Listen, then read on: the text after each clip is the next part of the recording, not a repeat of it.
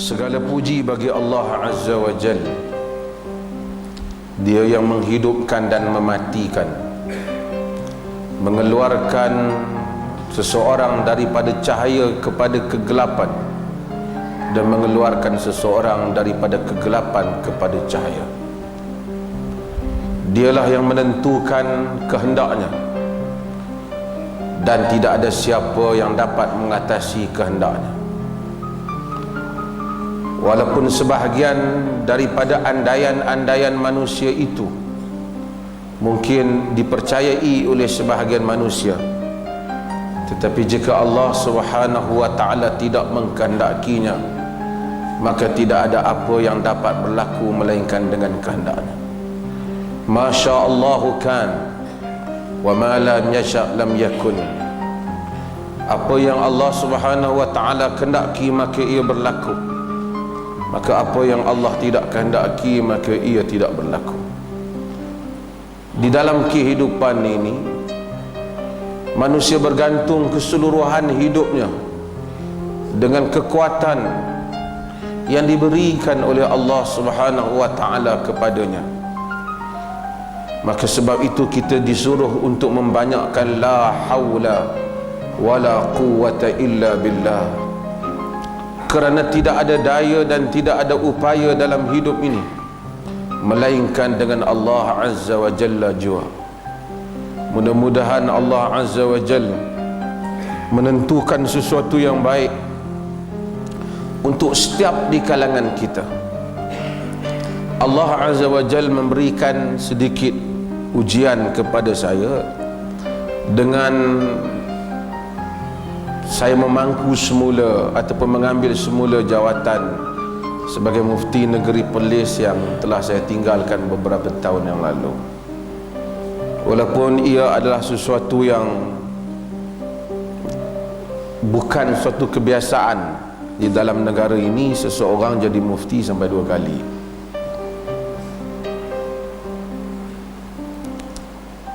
Dan dulu apabila saya berhenti jadi mufti, ada orang kata, habislah mufti. Kita pun tak pernah berfikir untuk jadi mufti semula, dan tidaklah pernah bekerja untuk menjadi mufti semula. Namun apabila Allah uji kita dengan jawatan itu datang semula, dan saya mempertimbangkannya dari berbagai-bagai perkara dan beristikharah, dan saya rasakan mungkin ada kebaikan untuk saya terima jawatan itu. Ramai orang tanya dan wartawan tanya saya, adakah dengan jawatan ini bererti saya tak berani lagi cakap?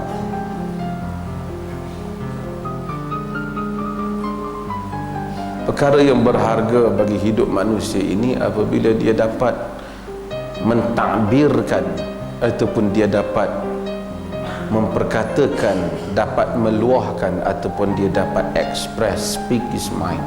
Dia dapat cakap apa yang dia nak, dia faham. Jika itu dirampas daripada manusia, sebahagian kebebasan besarnya dirampas. Peranan seorang yang mempunyai ilmu sedikit ataupun banyak ialah menyampaikan ilmu yang ia faham. Jika ilmu tidak dapat disampaikan, maka segala jawatan, segala pemberian dan harta tidak memberi manfaat. Mudah-mudahan Allah Subhanahu wa ta'ala memberikan kepada setiap di kalangan kita istiqamah dan ikhlas dalam hidup.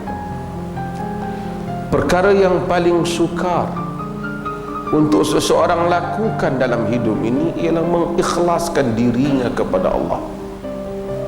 Walaupun kalimah ikhlas ialah kalimah yang mudah untuk diperkatakan oleh ramai orang. Saya duduk di sini boleh cakap saya ikhlas, tuan-tuan kata tuan-tuan tolonglah ikhlas. Tetapi untuk menjadi seorang yang ikhlas, yang beramal kerana Allah, yang mengharapkan amalan yang mendapat pahala di sisi Allah, adalah sesuatu yang terlalu sukar. Kerana manusia sentiasa mempunyai kepentingan-kepentingannya dalam hidup ni. Bila dia bercakap pandai, dia susah nak ikhlaskan dirinya antara bercakap kerana Allah dan menunjukkan skill pandai bercakapnya. Bila dia ada ilmu, susah dia nak ikhlas kepada Allah antara takabur dan ujub terhadap ilmunya dengan keikhlasan menyampaikan ilmu itu kerana Allah. Apabila suara dia sedap, dia jadi imam, sukar dia nak mengikhlaskan dirinya antara dia baca kerana ikhlas kerana ayat-ayat Allah supaya orang menikmatinya dengan dia membacanya supaya makmum memujinya ataupun pendengar memuji. Inilah perkara yang paling sukar untuk dilakukan di dalam hidupnya. Seseorang mungkin dapat membunuh ataupun dapat menewaskan musuhnya di medan pertempuran, tetapi bukan senang untuk membunuh nafsu dan dirinya sendiri di dalam perjuangan mengikhlaskan dirinya kepada Allah Azza wa Jalla. Sebab itu ada orang di dalam riwayat Al-Imam Al-Bukhari yang sahabat sangka dia di kalangan ahli syurga. Di dalam peperangan Nabi kata innahu min ahli nar, dia di kalangan ahli neraka. Bukan kerana tidak berjuang, tetapi kerana tidak ikhlas. Yang itu yang selalu saya sebut.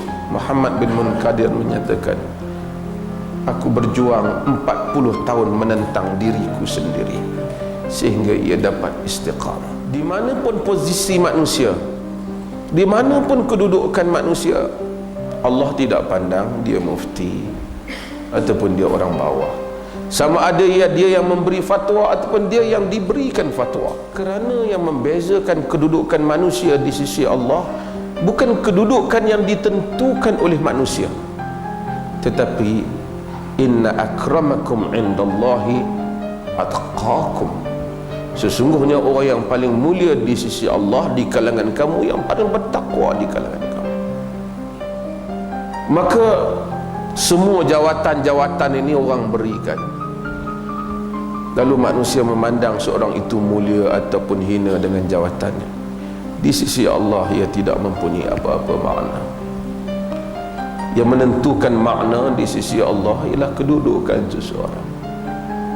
Maka kita jangan tengok kepada jawatan, kita lihat kepada diri kita sendiri dan hubungan kita dengan Tuhan. Itu lebih besar dari segala-galanya. Dunia sentiasa menipu kita. Semua kedudukan-kedudukan yang dibina oleh orang, yang manusia lakarkan dan manusia berikan nama-nama yang hebat, telah menipu sebahagian besar di kalangan manusia. Saya pernah sebut berulang kali, Allah kata kepada kita, ya ayyuhal insan ma gharraka bi rabbikal karim, wahai manusia, apakah yang telah menipumu berkaitan dengan Tuhanmu yang Maha Pemurah.